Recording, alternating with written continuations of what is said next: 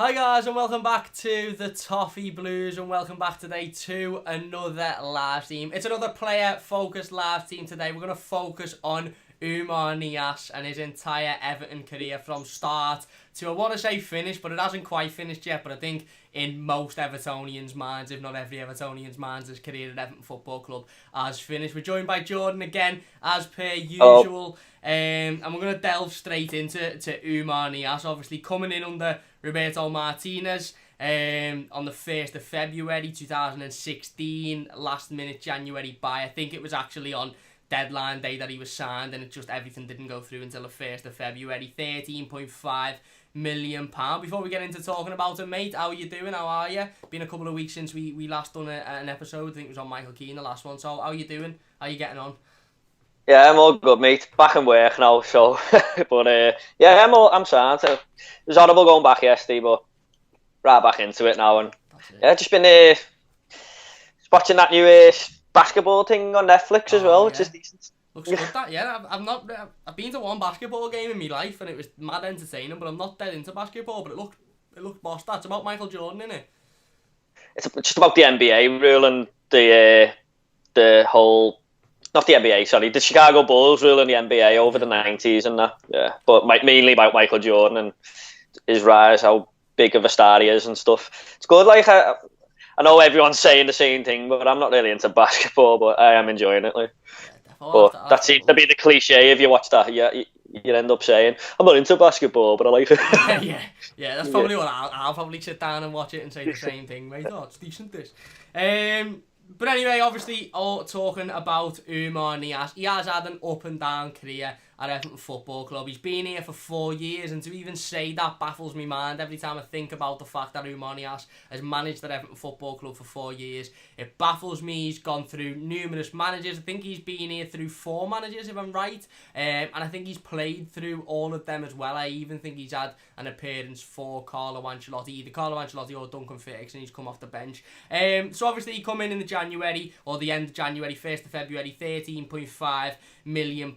He was a player that was brought in to effectively to go straight into the team. I think he was a replacement for Stephen Naismith. And he was a player that I think it's fair to say not a lot of Evertonians knew an awful lot about. He was playing in the Russian league. And I think a lot of Evertonians based their opinions on Oumar Niasse before he'd even put an Everton shirt on, based on YouTube videos and clips that they'd seen of him doing quite well in the Russian league. And I also think he had a couple of records in the Russian league as well, which obviously turned out to not be very hard to do considering his form when he come over to the Premier League. But can you remember around about the time that he signed and how you felt at that time? Obviously, for me, looking back, it felt like a little bit of a panic buy. At the time as well, 13.5 million wasn't cheap. It wasn't like throwaway amount of money. It was quite a decent amount of money.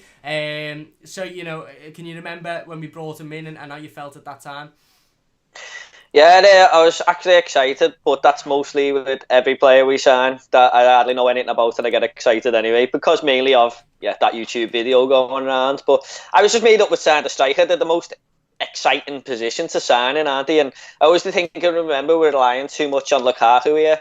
So I thought this might be a good fit, and 14 mil or 13 and a half must be half decent, but the future told that he wasn't. But I remember being excited, and I think it was the year we were in doing a decent. We were in a decent cup run, or we were decent FA Cup run. It was. Yeah, but yeah, I always remember thinking we could have used him in the semi, but maybe get onto that later. But yeah, I was excited mainly because he was a striker, and I just thought maybe he could work with Rom, like someone else chipping in with the goals and stuff. But wasn't to be, was it? No, it was a strange one, wasn't it? And he come in and he was one of those players, and we've seen a couple over recent times as Evertonians. Lassina Traore, I believe, was another one. One of those players that he come in and he was injured. We signed him injured, and he come in straight away. And we were just saying off camera. And I remember when he was introduced to the Goodison Park crowd. I can't remember the exact game, but I remember seeing him. He'd just come out of the tunnel. He had his shirt on. He'd already been spotted. I think it was a half time. He'd already been spotted prior to the game or during the first half, sitting in the stands next to Bill Kenwright. He had a baseball cap on, I think it was, and everyone was sort of excited to see how he'd play and ultimately what he'd be like, and absolutely nothing to do with his playing style whatsoever. But I remember he was standing by the tunnel to introduce himself to the the Goodison Park faithful, and usually a player will come on, they'll walk halfway between the sideline and the halfway line, they'll give a little bit of a wave and they'll walk off, and Niasse sort of done a weird jog halfway around the pitch, so instead of walking along a straight line, from the touchline to the halfway line, he sort of done a semicircle around it and jogged round waving, and I remember thinking, never really seen this before, at least he's a player with a little bit of personality. Let's hope that personality can be matched by his playing performance, and like you said, obviously, it wasn't meant to be. He obviously did come in, he was injured, and we didn't get to see him for quite a while. He had a wrist injury, and I remember there was a lot of talk around him starting a game. We were in a little bit of a bad run of form, and a lot of fans were calling for him to start, and let's see what he's like, let's see what he can bring, let's see if he's any decent. And then sort of out of nowhere, really, we didn't really find out that he was injured until literally the run up to that game, and then it brought out that he's got an injury and he won't be able to play, and then we didn't see him for a couple of weeks after that and then we seen him, and you could almost tell straight away why a lot of people at that point were having their reservations with him, and why the club mightn't have been so quick to get him in straight away, because you could tell almost straight away that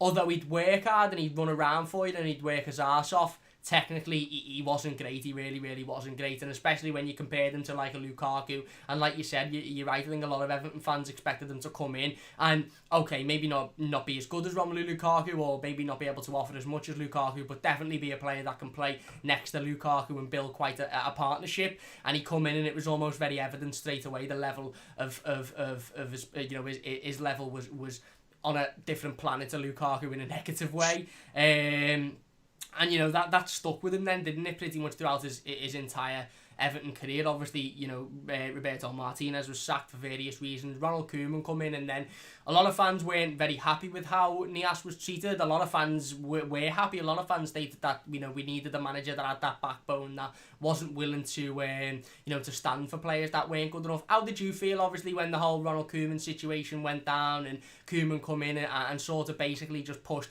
Niasse to the side and said, you're not good enough, you're not even having a locker in Finch Farm, you'll be playing with the under-23s. How did you feel on a fan level in terms of how you felt for the player, and also on a business level, the fact that we brought this player in for like you said, a decent price, a price that you would expect a decent player for, and a player on a wage of 60,000-70,000 pounds a week, which you can't really have a player playing in the under-23s on that much money. Well, to be honest, I weren't really a massive fan of Koeman from the start. There was something that just didn't sit right with me with Koeman, so I weren't really a fan of the way he was treated. Understandably, yeah, I get it. We need a manager with a backbone, especially after Martinez. But I just weren't a fan of that. And even more now when I look back on it, I thought it was a bit out of order, to be honest. And when he come out in the press conference and says, if he wants to play football, he's got to leave Everton. I mean, did he really have to do that in the public eye? And it's like, you're not helping us sell him either. So, yeah, exactly. Yeah, so, yeah, but obviously he's played under like 4 or 5 different managers for us, and none of them really, I know they've all played him and that, but none of them just like want to go near him, do they really? I mean, I think he's only played on the Ancelotti once, or Ferguson put him on against 5 minutes against Man U and stuff. So, yeah, I understand what Koeman's saying there, but I think he could have handled it well better than he did. But I thought he had a great attitude, Niasse, overall that, and like, it was one of them, wasn't it, when he actually scored his last goal. Save Koeman's job. No, he scored against Arsenal, which was Koeman's last game, wasn't it? Yeah. And that Niasse ended up being the last goal for Koeman's reign. Yeah, but I remember it. Yeah, I know we'll probably get onto the Bournemouth game in a minute, but it was weird the way he come on and sort of, like you said, just did save Koeman in that Bournemouth match. Yeah, definitely. No, I agree 100%. And it felt at the time, listen, like you said, I understand where Ronald Koeman was coming from. And if we had a team full of superstars and we had loads of amazing players at that point, and that side was playing like Roberto Martinez's first season, you'd almost be able to say, right, okay, Oumar Niasse isn't good enough. But the fact of the matter was, at that point, there was a lot of players in that Everton squad that weren't good enough, weren't pulling their weight. Yeah. And it did feel like Niasse was sort of targeted. And again, there's an element in me that understands that, because let's be honest, he's not a great footballer. He was probably a couple of levels below everybody else, but there was still players in and around that Everton squad that weren't good enough, and that in my personal opinion, should have adopted. Koeman should have adopted the same attitude with, if you want to play football, you're gonna have to leave Everton. So you're right, he didn't need to come out in the media and say that. It lacked professionalism, and I think it showed a little bit about Ronald Koeman's character that's stuck in the throat of Evertonians for the entirety of his reign at Everton, or his time at Everton. Is that he come out and he dug a player out there, and it was a big thing to do at that point, because like you said, he wouldn't have even been thinking about the possibility of it coming back and biting him on the arse, and Niasse ended up ultimately saving his job against Bournemouth at Goodison Park. But you're right, he didn't need to do that, and you look at the likes of Carlo Ancelotti now, and Ronald Koeman was a fantastic footballer in his day, an absolutely brilliant footballer, and has had marginal success as a manager. Obviously, he's managing the Dutch national team now. Carlo Ancelotti, managerial-wise, there's no comparison. Carlo Ancelotti is a much better manager than Ronald Koeman. His CV shows it. The trophies that he's won, the leagues that he's won, shown it. And Carlo Ancelotti hasn't come out at any one point and said that any player in this Everton squad needs to pack their bags and move on, or they've got no future. And don't get me wrong, I would assume that there's numerous players, and I'm not going to name them, but I would assume that there's numerous players in Carlo Ancelotti's mind that he's thinking, you ain't got a future at this football club, you're not good enough to be here, and I'm not going to use you, so we're going to look to sell you. But he wouldn't dream of coming out in the public press and saying that, because he knows how much of a negative outlook that can have on the player, the manager himself, and the football club, and ultimately he knows that it could come back and bite him on the arse. So even in Ancelotti's situation with Niasse, he's used him, and for me, I think what a lot of managers have found in common with Niasse, and what a lot of fans have found in common with Niasse, is I think Oumar Niasse almost understands that he's not the most gifted footballer in the world, that he's not very good with his feet, he's not very good on the ball, and I think he substitutes that. And don't get me wrong, his effort is good at times, but it's nowhere near good enough to directly substitute the lack of ability. But he does work hard, and especially in those the end of Ronald Koeman's era at Everton, he did work hard. He got himself back in the team, and we were saying off camera, it sort of felt like Niasse got himself back into the team because there was sort of no other option for Ronald Koeman, rather than he'd worked himself back up and he was showing quality on the training field and he was showing quality in games, and that's why he was got back in. And I think that's what a lot of, a couple of Evertonians, or a few Evertonians, may have got confused with, is that when we seen Oumar Niasse break back into the team and score that goal against Bournemouth, I think there was a little bit of a confusion. Is this lad actually finally starting to show some talent on the training field? Is he starting to finally show that he can play to this ability? Maybe he's just a confidence player, like we talked about Michael Keane a couple of weeks ago. Maybe he just lacked confidence, when in reality it was the fact that we simply had no one else to look to. So obviously, leading us nicely into that Bournemouth game, Ronald Koeman had seated Oumar Niasse, I think it's fair to say, disgustingly. It really hung him out to dry in a situation that, like you said, Jordan, he didn't need to. He really didn't need to do it. He could have put him in the under-23s, he could have not played him, he could have not had him on the bench, and Evertonians in our brains at the went, you know what, that's because he's not good enough. He didn't have to come out in the media and say he hasn't got a locker. He didn't have to come out and say that he needs to go and find another football club, because ultimately there was 5 or 6 players I can think of at the top of my head that would have fit into that category for me at that time. So obviously the Bournemouth game, he saved Ronald Koeman's Everton career at that point. How do you feel about that game? Memories of that game? It was weird seeing Niasse come on, and then it was almost sort of, like you said, it was the ultimate karma situation, and for me spelled the end of Ronald Koeman's career, because when you're a fan and you're cheering at the fact that a player's come on and proven your manager wrong, it doesn't look great, does it?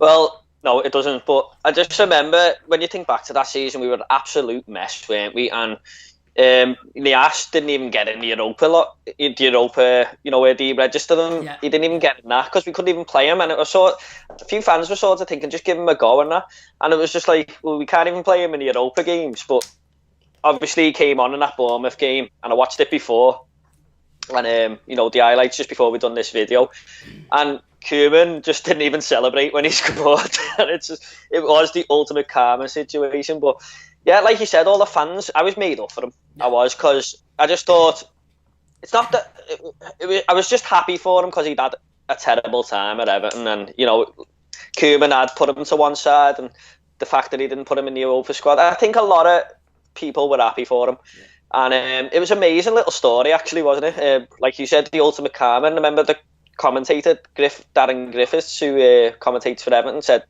what a story this is turning out to be. And I honestly thought like that might be the turning point for him, to be honest. And he scored another very important goal for us against Watford when we were 2-0 down. Richarlison actually scored in that game for Watford, I think. And he came on and scored in that. I think it went in off his arse as we were talking. So for that season, weirdly enough, he was probably the bright spark for the start of that season anyway, or the first half of it. But yeah, it was just it was weird to see. It was, because at times I think Oumar Niasse has been very unlucky at Everton, but he's on the pitch. He just seems to have lucky touches at times, even though he plays terrible. Like, he can luckily score at times, and even that one the second one against Bournemouth, it dipped down, and I think it came off the line, and then everyone jumped up thinking it was in, and then he had to tap it in again. You know what I mean? So yeah. And that's a luxury player for Everton, because Everton don't have much luck, and we don't have many players that come on and provide luck. So the fact that we could bring Oumar Niasse on, or we could do a couple of years ago, and we almost felt like he was going to have that lucky touch, or it was going to come to him, or it was going to fall off his arse, or it was going to go off the back of his head. Ultimately, at that point, you like you said, we were a real mess, and any goal was massively appreciated. And if we had confidence that Oumar Niasse was going to come on and it was going to hit him on any part of his body and go in, luckily, then we were just happy at that fact. And like you said, he sort of did go from zero to hero in a lot of Evertonians' estimations, because probably wrongly, but I think a lot of Evertonians sort of forgot about Niasse after the Koeman treatment, because it was early on in Ronald Koeman's career at Everton, and we sort of, we wanted to trust Koeman's decision, and we wanted to almost admire the backbone and the bollocks of that situation, as to say, right, well, he's not taking anything, he's not going to stand for players that are below par. Ultimately, it really showed that he was just had something out for Niasse, and he was happy to stand for other players that were below par, certainly players that he brought in. But it was a real hero moment, and I was absolutely made up for the player, and he'd worked hard and he got himself there, and like we said, one thing that you could count on Oumar Niasse for doing constantly is working his arse off and running around and putting himself about and using his his mentality over his ability on the ball, and that's what showed in that Bournemouth game. And like we said, I think that did sort of spell the end for Ronald Koeman, because once your fans and your players are sort of made up that they've proven you wrong, it was never going to go right for Koeman. Then I think he had a bit to take, and I think from that point on, if not even before, he really wasn't interested in Everton Football Club. If you're enjoying this team, by the way, please do hit that like button. It only takes a second. If you're new to the channel, don't forget to subscribe as well. Leave your comments in the live comments if you're watching live, and we'll get into it. John's actually just put a comment there. He says Leighton Baines, Seamus Coleman and Mason Holgate. But after Leighton Baines, Seamus Coleman and Mason Holgate, Oumar Niasse is Everton's longest serving player in the current squad. So he's currently fifth longest serving player, fourth, I can't count, in the Everton squad, which is just mad to think. And like we said, he's lived through four, 5 Everton managers now, Ronald Koeman, Martinez, now Ancelotti, and he's still at the football club. Obviously there's the assumption that he won't be given a contract renewal and that he will move on this summer. So obviously, he had that point in his career where his attitude was really commended. It was commended that, he got himself back to the first team and that he scored some important goals. And I remember, I can't remember which game it was, but he actually scored a pretty decent finish. I think it was the Bournemouth one, actually. It was half a decent finish. He took it really well with his right foot and fired it into the roof of the net. And again, there was that little bit of uncertainty as to maybe this lad's actually not that bad, and maybe he could do a job for us at a time when we were crying out for somebody that just had anything, because we lacked so much in that current squad, And obviously then, Koeman was sacked. In come Marco Silva ultimately after a spell for Allardyce, after a spell for David Unsworth. And Allardyce again, he brought in a striker, which sort of seen Oumar Niasse fall under the pecking order a little bit. Still was used here and there, and then Silva obviously come in and brought in Richarlison, and then he moved under. And again, he was just a fringe player, wasn't he? Ever since Koeman left, he was sort of just a player that we again, although we had that height of excitement after the Bournemouth game and the Bournemouth goal, we then saw him a couple of more times, and obviously he scored against Arsenal in Koeman's last game. And then, the more we saw him, the more we thought actually he's probably not good enough to do anything other than come on as maybe an impact sub, luckily. And then through that, he fell under the pecking order, and then sort of come to, recent times, last sort of 12 months or so, and fans have started to question his attitude a lot more. He went from a player that, okay, we can all admit, isn't great ability-wise and probably isn't going to ever be anything other than what we see him on the pitch, but has got a good attitude and he'll come on and he'll run round with for you. And if you've got a Calvert-Lewin or a Lukaku who are absolutely knackered on 75, 80 minutes, bring Niasse on and he won't do anything, but he'll run round and he'll chase defenders who are knackered as well. He went from that to sort of a player that a lot of people started to question his attitude. There was a situation a few months back, I think it was in the summer, if I'm not wrong in saying, where he had the opportunity to go to Leeds, I think it was, in the Championship. Leeds, who were in a pretty decent position at the time, and obviously that would have allowed Everton to get his wage off the wage bill and get a little bit more money back, and he refused to go because he didn't want to play in the Championship. That turned all of Evertonians' heads against him, because then a lot of Evertonians were saying, you've clearly not got a future at here and you're obviously only staying to get your money's worth, and in a way, as an Evertonian, I was frustrated at the time, and obviously, Niasse could have took the model high ground and said, yeah, okay, I'll leave and I'll do everybody a favour and myself, but Niasse didn't pay himself. Niasse wasn't given, he didn't choose how much money he was worth. He was given a contract in a poor regime by a desperate Roberto Martinez, who brought him in as a panic buy. He was given the amount of money he was given because of that. We paid that much money because of that. Oumar Niasse had no connection, no loyalty to Everton before he come to the football club. He'd already been seated pretty badly by,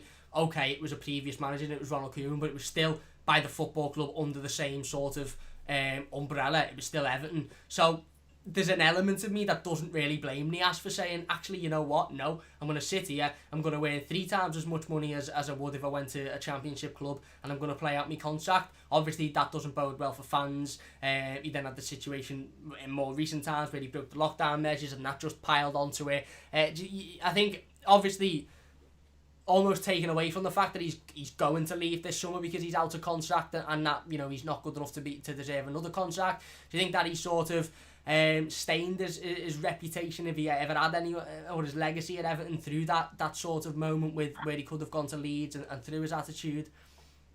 I don't know. I think everyone will be in the same, the total opposite end of the boat. Like you said, there's a load of fans there who are gonna dislike him because he didn't, and there's the likes of me and you, who I agree with you, don't really blame him. Yeah. So I don't think, to be honest, Cam, I think when his contract's up, I don't think anyone's even going to care, to be honest. He's going to be a very forgotten player, isn't he? But, yeah, I think, if you want me to say one side of it, I think he probably should have went to Leeds just to play football. But, yeah, it's one of, I think on the other hand, isn't it? He's earning 50 grand a week. He's been promised something. He's ran through brick walls when he's had to. Yeah. I'm not saying he's a good player or anything, but he will always try, and it's like, well, I've done my best. What do you want me to do? Why should I take a 2/3 pay cut or whatever? Yeah. But I don't think there's going to be many Everton fans left who are gonna have them on the back of his shirt. Put it that way. Yeah. That's true. Spot on. And like you said, we said before, there is an element of myself and you, and like you said, there'll be other Everton fans like us that sort of feel a little bit sorry for Niasse in a way, because his Everton career hasn't gone as smoothly as others, and his Everton career hasn't even gone to the point where he's come in, he's been absolutely shite and he's left. Okay, he hasn't been brilliant, but but he's also had to deal with the treatment from Ronald Koeman. He got through that, he passed that, like you said, he run through brick walls for a manager that put him down so much. I can't even begin to imagine how Oumar Niasse must have felt in those training sessions leading up to the Bournemouth game, leading up to the Arsenal game, when he's being trained by a manager that he knows has got no respect for him whatsoever. It was a complete lack of respect that Ronald Koeman shown him, and a lot of players, a lot of footballers, especially in this day and age on the money that they're on, would have turned around after that. And if the manager had phoned them up and said, listen, I know I've said bad things in the past, but I need you to come on against Bournemouth and score the winner, a lot of players would have gone, I'm not even coming off the bench, I'm not even turning up, I'm going to sit back and I'm going to run my contract down. And okay, Niasse appears to be doing that at the moment, but Oumar Niasse could have ran his contract down when he still had 2 or 3 years left on it and sat back after that Koeman situation and said, I ain't leaving this football club and I ain't playing for the football club again. But he didn't. He worked hard, he got his head down, and he come back into the team. He scored a very important goal, and then it became clear that he didn't have the quality that we needed.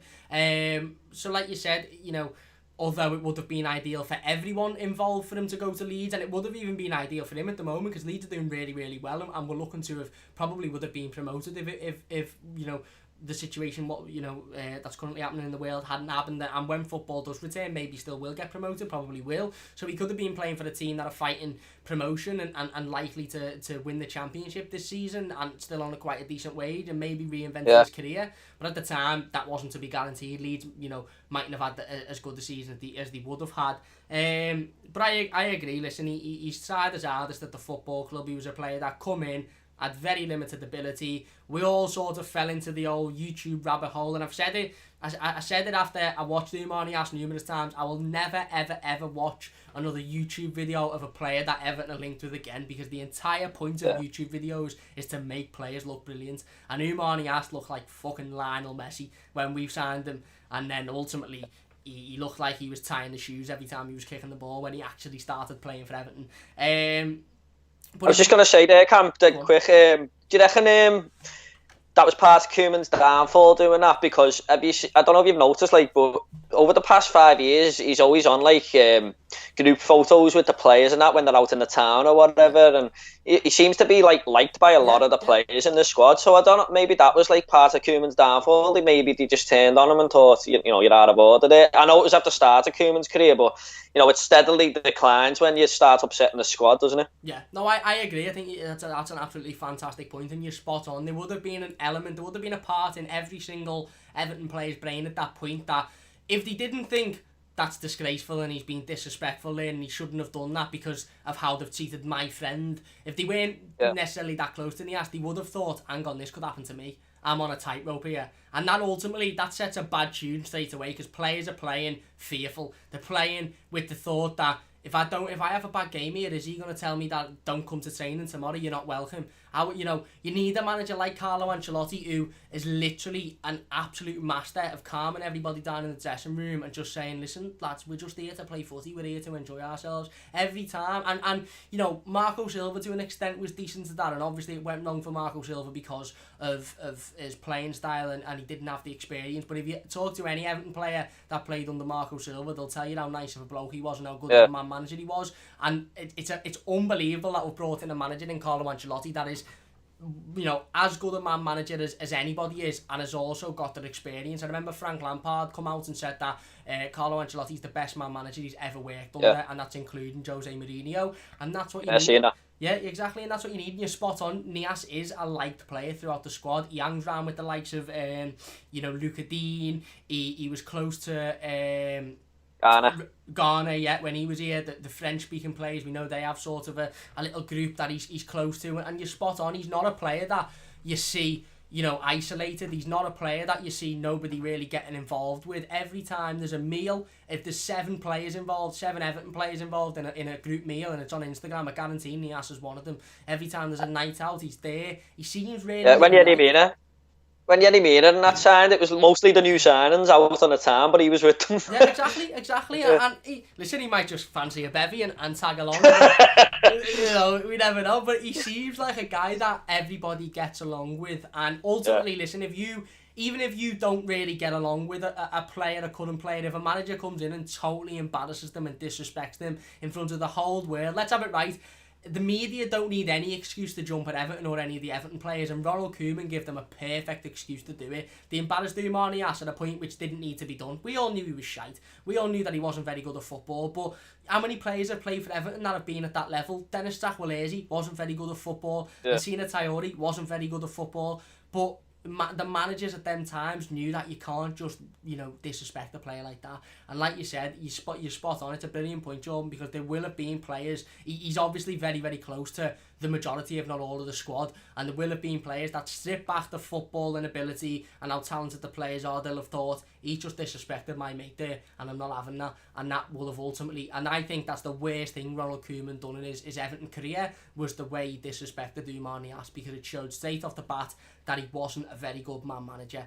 And although at the time we might have mistaken that for a backbone and bollocks, and yeah, go on, you're there to be a manager. You're not meant to be nice. You're meant to make the tough decisions. And I think it's important that managers have that balance between being a nice bloke and a man manager and being able to make the tough decisions. And I've got no doubt in my mind that Carlo Ancelotti will make tough decisions this summer. I've got no doubt in my mind that there'll be players that are playing for Everton currently, or that are signed at Everton currently, that will not be there this summer. And that's the type of tough decision you make. But it's important that Ancelotti shakes the hand of those players and says, listen, I'm sorry it didn't work out, but you're not in my plans going forward. Not says while they're still contacted, fuck off, don't turn up at training, you're not getting a locker. It's important that he does that in a professional way. Another 3 years or whatever it is. Exactly, he done it at the worst time. He done it at a time when Oumar Niasse, and that's why I have respect for Oumar Niasse, because he could have turned around, like we said, and gone, "Sand, I won't come into training, I'll sit at home earning 70 grand a week, and I'll basically retire, and I'll have my fun retired." And ultimately, that wouldn't have helped Everton, it wouldn't have helped Koeman, it just would have meant we had a player on our books, which we could have fined a couple of times, but ultimately we'd still pay him. He'd be doing nothing, but he didn't. He worked hard, and he got back up to scoring in a Premier League game, and I think that was the demise of Koeman. But ultimately, as a player, just to summarise on my point of view, he was a player that has had a strange career for Everton in terms of ability. Probably is in the sort of category of a Zakwanesi or a Traore or of a Senderos, or numerous players that have played for Everton that just aren't very good. But at the start of his career, certainly under Koeman, you couldn't question his work rate and his mental state to be able to get through that and still come back and play under a manager. Because I know now, if I played professional football, even at Sunday League, if a manager turned around to me, if my Sunday League manager turned around to me and said to me like that, I wouldn't be going back, mate. And a Premier League football, if you're on that much money, it'd be very easy to turn around and go, nah. So he was, he's not a great player. He'll leave the football club in the summer. Ancelotti will hopefully shake hands with him and say, thanks for your time, go and find another club, and that'll be it. We probably won't think about him ever again. How would you feel, just to summarise Niasse's 4 years at Everton? Obviously one of our longest serving players. Well, before I get on to my final thoughts on him, I just looked up his stats before, and it was 62 games he'd played for Everton. And considering he's been here for this long, I don't know. Considering he's been here for this long and you take into his football ability, I don't know if that's too many games or not enough. Yeah. But yeah, basically the same. Look, he's probably a lovely fella, but like a Runa Kone sort of type player, you're just not good enough, mate. Yeah. Nice fella, you tried, but yeah. And ultimately, easily you'll probably be forgotten in a month or two, which is a shame, because he did try for us when he was on the pitch, but it's just not good enough, is he, mate? I agree. And ultimately, he was sat in Russia playing in the Russian league and had an offer from a Premier League club that had looked very, very promising in a season before. We're chasing Champions League football, we're playing in the Europa League to get 70 grand a week. Why would you turn it down? Not his fault, not Ancelotti's fault, not Duncan Ferguson's fault. The demise of his career come from Ronald Koeman. He was signed by Roberto Martinez, and ultimately now I think Ancelotti will be able to shake hands with him and say thanks for your time, but we're not keeping you on the wage that you're on, so you'll have to keep in contact with the players through nights out, basically. And I'm sure he probably will. I'm sure he'll probably be a face that we see still around the town, certainly if he stays in England, because he seems to have that good connection with the squad. But I agree, spot on. Just before you go on to the comments or whatever you're going to do, would you put him as our worst ever signing? I know it's not nice to say that, but would you put him as the worst or one of the worst? I wouldn't put him as the worst. I think he's one of the worst players I've ever seen in an Everton shirt, just off ability wise. But you know, Everton are a football club that notoriously, you know, every Everton squad since I've been alive has had one player that you look at and you think, how did you make it as a footballer and I didn't? Like, you've just been in a you know, you've been in a situation where a scout's been sent out and said, you need to pick a player or you're getting sacked, and they've gone, fuck it, him. And he's just being picked up. Every Everton squad I've known has had that type of player. So I don't think he is the worst player I've ever seen for Everton. Ability-wise, yes, he's definitely up there and he's definitely one of them. But there's players that would have similar ability and maybe even worse than Niasse, who had a poor attitude and thought they were the God's gift to earth, and didn't really try as hard as Niasse done, and didn't score the goals like that Niasse did, and weren't as lucky as Niasse was for Everton. So ultimately, in the grand scheme of things, it's very easy to say he's the worst player to ever play for Everton, because when he's on the ball, he looks, you know, catastrophic. But that's because we've forgotten the players that have played for Everton previously that were also shite. You know, again, there's numerous of them. Dennis Sakwalesi being one of them. There's loads of them, even in other positions. Philip Senderos was absolutely dreadful for Everton. There's loads of players. Segundo Castillo, I remember he was shocking. He scored one very good goal, but he was shocking. There's numerous. I'm just put more in terms of how much we paid as well, though. You know, as a whole. Probably, I think he's one of the. I'd probably say he's the biggest disappointment because of how much we paid and the promise that he come in and the money that he come in on. Ability-wise, I don't think he's the worst, and like I said, his attitude is giving him that little bit more of a stance for me, because I think, like I said, he had a big chance to just absolutely not be involved, but he was. But in terms of money, I think he's definitely up there, like, because he was brought in with the thought that he'd be able to partner Lukaku and have a good partnership, and ultimately it didn't work. What do you think? Would you say he's the worst ever player for Everton?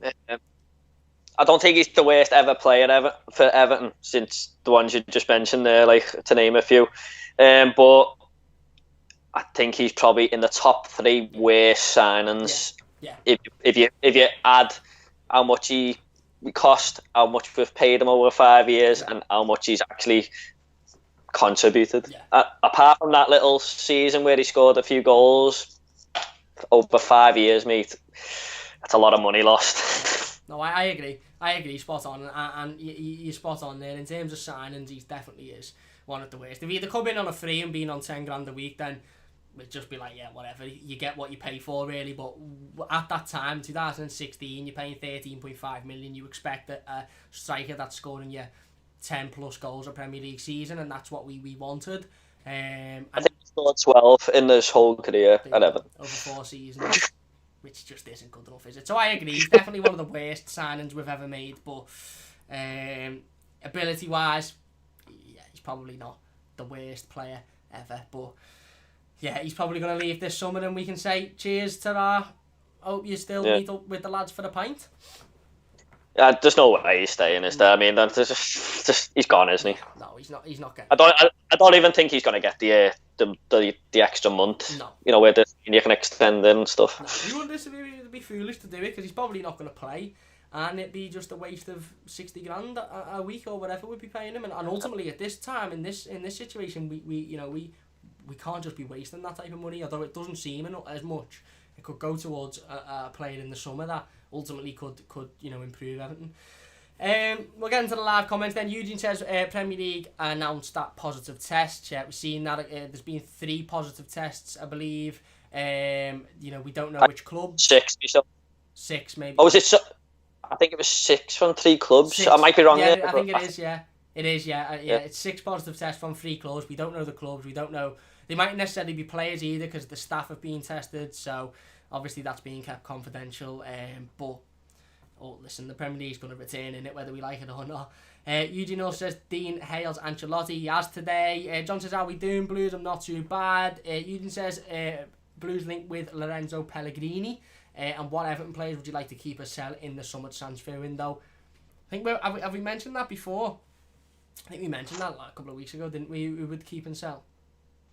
Yeah, but I'll go for it again if you want to. Quick. I think the selling one's the easy bit, isn't it? Sigurdsson, I mean, I like the lad, but this year he just hasn't done it for me. Yeah. I don't want to really see Schneiderlin again. I think we definitely need to ship out a couple of midfielders there, and definitely bring in a couple of centre midfielders who can box to box. And I'd like to see another right back, because I would not sign Sidibe. I'd probably let him go. Yeah, I agree. If that right back is, I don't know though. I agree. There's talk of Rabiot. I've only seen him a few times. Looks alright, to be honest, but it's just talk of his attitude and stuff. Yeah, but definitely like to see Schneiderlin and Sigurdsson go. I still haven't forgiven them after that derby, to be honest. Yeah, no, I agree. Spot on. I agree. Carl says Oumar is COD. Sam Allardyce is underrated. He played boring football, but without him would have gone down. There's a video coming on the channel about Allardyce this week, so keep an eye out for that one. Carl's a little bit of a fan of Oumar Niasse by the looks of things.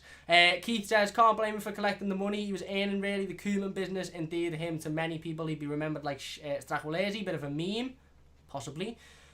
Carl says, I really want to see Anthony Gordon and Gibson called up to the main team. Gordon has played well so far. I'd love Anthony Gordon to play more Premier League football next season. I really would.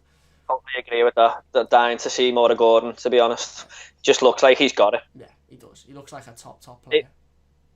Maybe like get a bit of strength on him, and he does look a bit lightweight for me, but I just think I'd like to see him next season break into the squad, defo. Yeah, 100%. Looks a real decent player. Carl says, Carlo is a much better manager than Koeman, not just play style or trophies, he's connected with the players and the fans, spot on. Union says, where do you think Everton will finish in the Premier League this season, assuming when it returns? Where are we now? 10 or 8? Around then. I can't even remember, mate. I haven't looked at the table for that long. I haven't looked at it for ages. Probably about 9th or something. I can't see us getting into Europe and that now. I remember the last couple of games, I thought, we've blew it now. Yeah. So, I'd say about 9th. Yeah, I think around there as well, to be honest.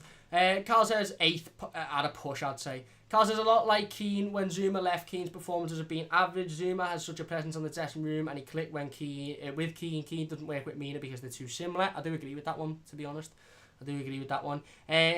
Keith says, no, not at all. He won us game and gave us draws. Kuko was the worst. That's a good point. He did win us games of football, Niasse. And there's been a lot of players. Before.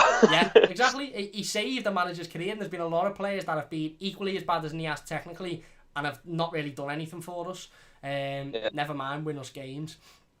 When you look at Kuko Martinez ratio to games with Niasse, you probably say Niasse done better in this, because Kuko Martinez played the whole season and was terrible for nearly every game. So I agree. Carl says, our fans. When Martinez said, I can't believe I'm getting a game. I know, yeah, literally. I just remember seeing him in the squad one week.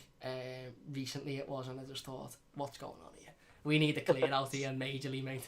We need to clear out. Carl says, our fans. Put up that lad.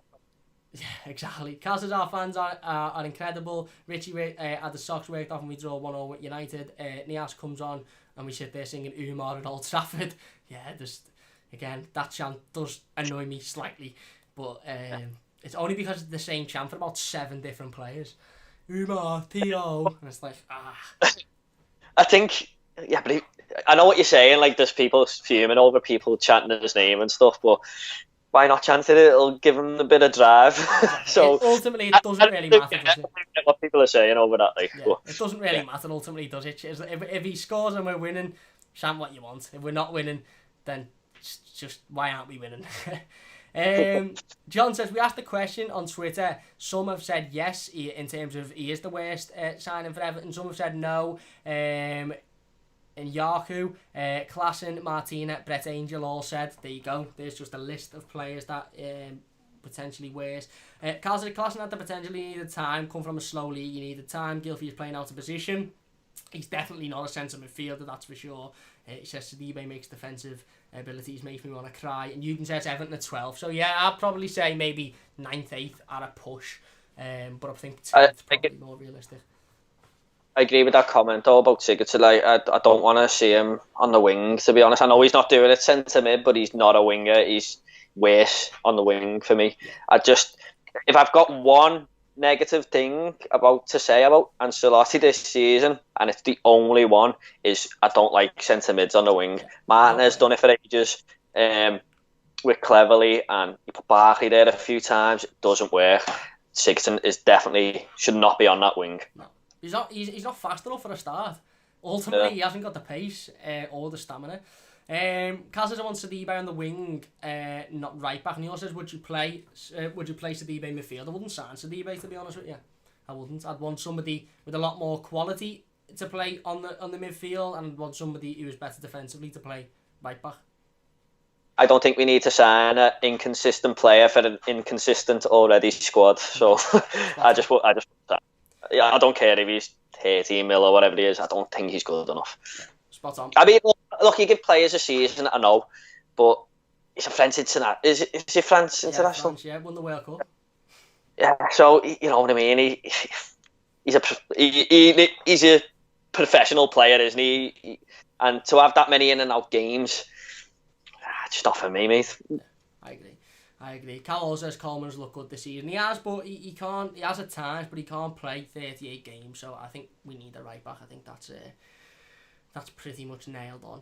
I might go to a backup if we sign one, to be honest. Yeah, that's it. Anyway, that's going to do it for today's live stream. If you have enjoyed, please do hit that like button. It does only take a second. Don't forget to subscribe to the channel if you're new as well. You can follow both myself and Jordan on Twitter in the description down below. Check us out. Big thanks to Jordan for coming on as per usual. Really do appreciate that, mate. Yeah. Cheers, thanks for having me. Enjoyed it. No worries at all. I'm sure we'll be back within the next week or so with another player focus. Let us know in the comments. Big thanks to everybody for getting involved in the live comments. Let us know if you're watching this video in the comment section of this video. Who do you want us to focus on next? Who do you want us to talk about next week? Big thanks for watching. Please leave a like if you've enjoyed. Subscribe if you're new. And I'll see you soon.